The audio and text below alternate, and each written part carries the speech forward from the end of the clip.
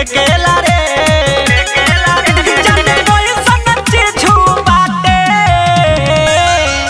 भीतर तेला दानी चढ़त जवानी जब प्यार के कुकुर काटे लड़की लड़का के चाटे लड़की लड़का के चाटे लड़का लड़की के चाटे लड़की लड़का के चाटे।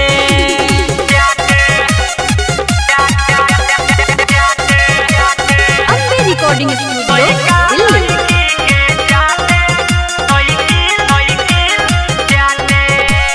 होखे बड़ा दास नहीं ताव जब जागे एही से लेके कोनो कोनो के भागे होखे बड़ा दास नहीं ताव जब जागे एही से लेके कोनो कोनो के भागे सुन के अंगूरी दांत से लोगे काटे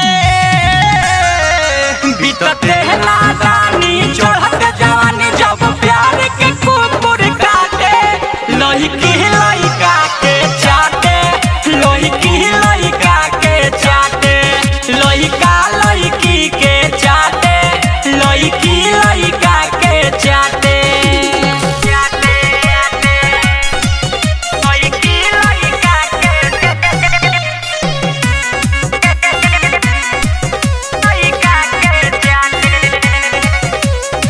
बुलेट राजा खूबे लेता रे माजा मिले धरैला पहिक भरोसा जा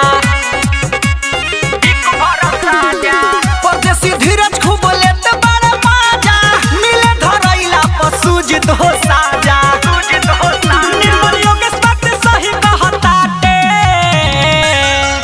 भीतर तेला दानी चढ़त जवानी जब प्यार के कुकुर काटे लड़की लड़का के चाटे लड़की लड़का के चाटे लड़का लड़की के चाटे लड़की लड़का के चाटे।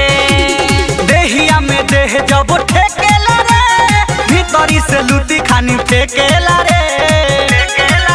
जाने कोई सनच्ची छुबाते भीतर तेला दानी चढ़त जवानी जब प्यार के कुकुर काटे लड़की लड़का के चाटे लड़की लड़का के चाटे लड़का लड़की के चाटे लड़की लड़का के चाटे। Recording studio Delhi.